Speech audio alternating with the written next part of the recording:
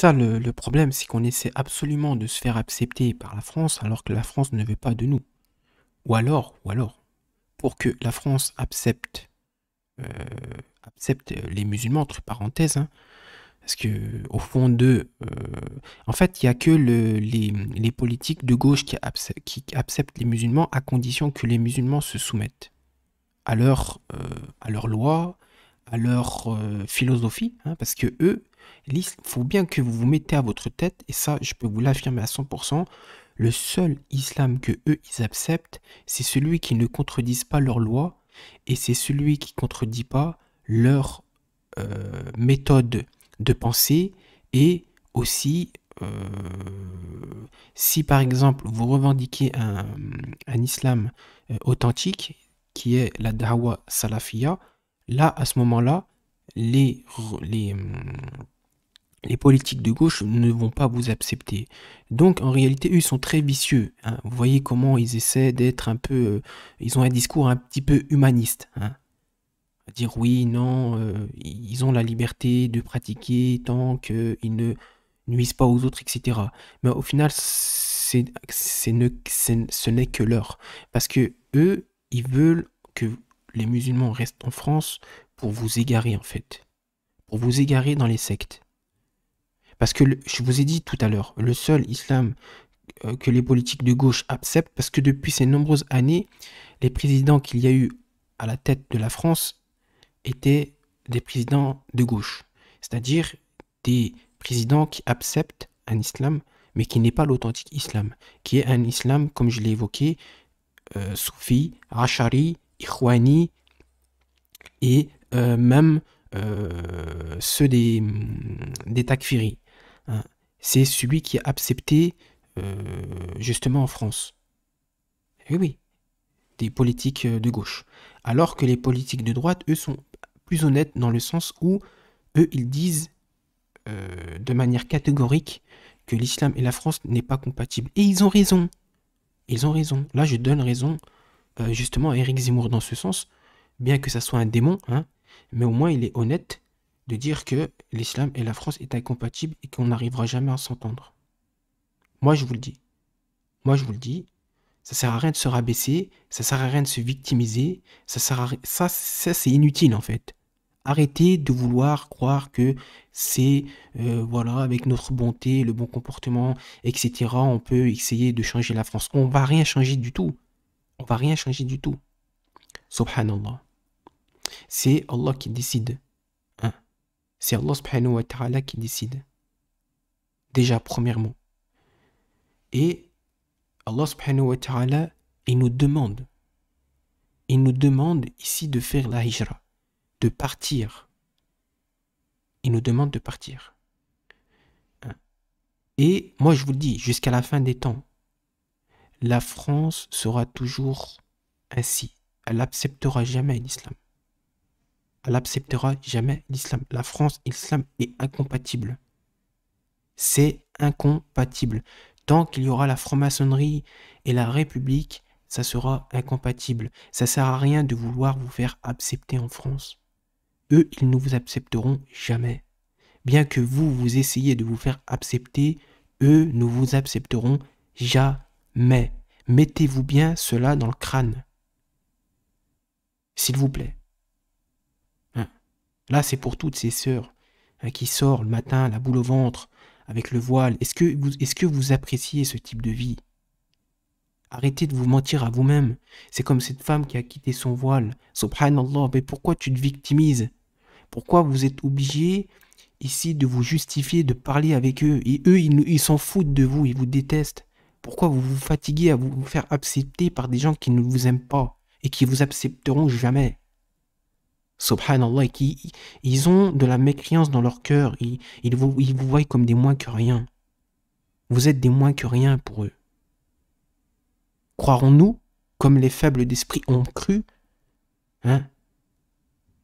Alors que, au finalement, ce sont eux les faibles d'esprit. Ils vous voient comme des faibles d'esprit, hein? Et quand ils arrivent à vous inculquer un islam qui n'est pas l'islam, c'est-à-dire l'islam des Mu'tazilites, hein, ce qui revient souvent en France, et ça a été assumé par justement Mélenchon, hein, eh ben là c'est bon. Parce qu'ils voient que vous êtes dans l'innovation et la bid'a, donc là ils vous acceptent. Hein. Ou quand vous portez un voile qui n'est pas un voile, avec 3 tonnes de maquillage sur les yeux et un jean bien serré, là c'est bon. Ça c'est un islam qu'on accepte. Voilà, là c'est bon. Par contre ça c'est bien ça. Hein. Ça c'est bon, ça passe. Voilà, mais vous êtes... voilà, eux ils mettent des exigences, des choses, des lois qui contredisent Allah et son messager, puis vous soumettez à cela pour vous faire accepter. Vous respectez pas Allah subhanahu wa ta'ala. J'ai pas dit qu'il fallait partir en conflit avec eux. C'est pas ce que je suis en train de dire. C'est pourquoi vous jouez toujours la victimisation, vous êtes toujours dans la victimisation, je parle pas de tous, pour vous faire accepter par la société, par la France. Alors que la France ne vous acceptera jamais. Et ce jusqu'à la fin des temps. Et d'ailleurs, le Dajjal pourra aller partout, sauf à Mecca et à Médina. Pourquoi vous vous fatiguez? Hein? Donc les pays musulmans, Inch'Allah, parce qu'après ça va être trop long. Je voulais vraiment faire cette parenthèse. Puis on va parler aussi des vidéos que j'ai mis de côté. C'est important. Restez bien avec moi si vous voulez, c'est hyper important. Donc, l'Inde, c'est un pays musulman. Le Pakistan, c'est un pays musulman. L'Afghanistan, c'est un pays musulman. Hein? C'est toujours mieux que la France. C'est toujours mieux que les États-Unis. Hein? C'est toujours mieux que le Mexique. C'est toujours mieux que le Brésil. C'est toujours mieux que l'Argentine. C'est toujours mieux que la Colombie. Vous savez qu'il y a beaucoup de satanisme là-bas aussi. En Colombie. Mais, alhamdoulilah, pour pratiquer sa religion, la Turquie, c'est un bon pays aussi également. Bon, la Syrie, c'est pas le moment d'y aller. Hein. L'Arabie Saoudite, c'est l'un. Pourtant, la Syrie, c'était un très bon pays musulman. Ah oui, le peuple là-bas était vraiment très gentil et d'ailleurs, on comprend pourquoi il s'en est pris à ce pays. Parce que c'était un pays où il y avait beaucoup de khair là-bas, beaucoup de bien, d'un point de vue de l'islam. Ah, vraiment qu'Allah nous aide. Donc c'est un pays musulman, on peut l'ajouter. La Turquie est un pays musulman. L'Arabie Saoudite est actuellement le meilleur pays musulman. Médina et Mecca, pour ceux qui sont déjà partis, il y a une sérénité, une quiétude que j'ai jamais vue de toute ma vie. Vous dormez dehors avec un sac poubelle sur la tête. Il y a des gens que vous ne connaissez ni en noir ni en blanc qui vous posent des dates à côté de vous, qui vous donnent des bouteilles d'eau. Hein? Vous pouvez prier absolument partout. Partout. Que ça soit dans les hôpitaux, que ça soit partout. J'ai même pas à commenter là-dessus davantage. Pour moi, c'est le meilleur pays musulman. Au Yémen, en Égypte aussi. Alhamdoulilah. Mais faites attention à l'acharisme. Oui, effectivement, mais ça reste un pays musulman. Allahu Akbar. Libye, pays musulman. Algérie, pays musulman. Maroc, pays musulman. Tous les pays d'Afrique sont des pays musulmans.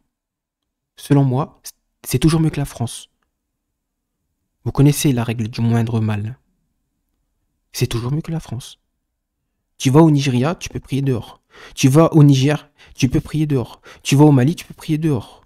Et pour les sœurs, alhamdoulilah, avec votre voile, sortir en toute quiétude. Hein, sans vous faire filmer, finir sur Snapchat ou finir je ne sais où.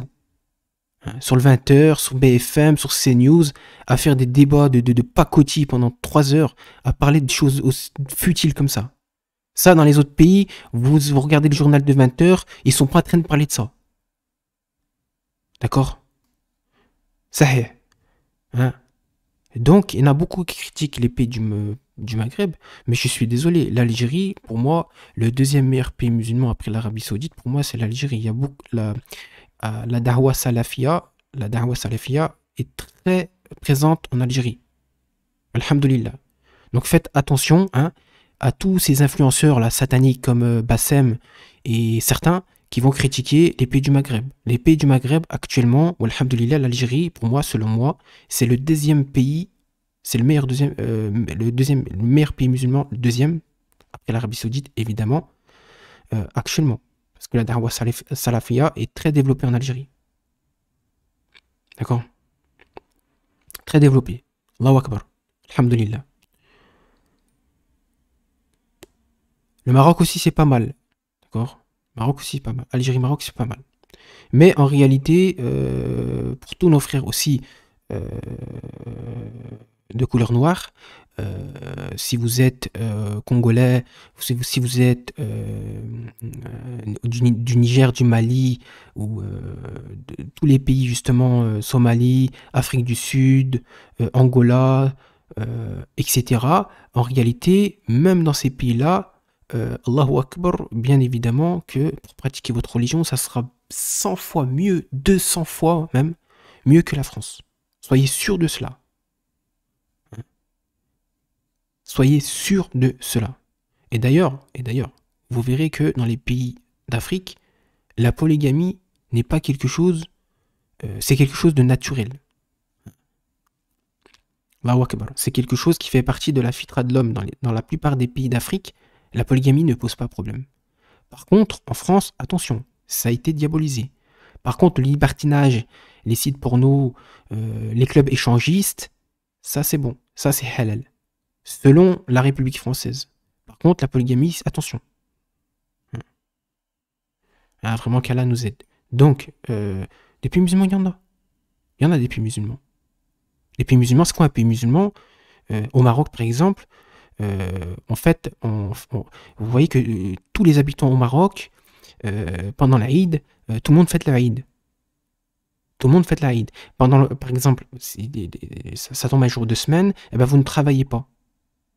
Votre employeur, il vous appelle, il vous dit aujourd'hui c'est le jour de Eid, c'est férié pour vous parce que c'est le jour de Eid, donc tout le monde fête le jour de Eid. Vous entendez l'appel à la prière, vous sortez dehors avec le voile intégral, et il n'y a personne qui vous dit rien, vous pouvez prier dehors en toute liberté. Beaucoup autour de vous parlent de l'islam, il y a beaucoup de mosquées. C'est ça un pays musulman. Un pays musulman, c'est que tu peux pratiquer ouvertement ta religion, sans crainte.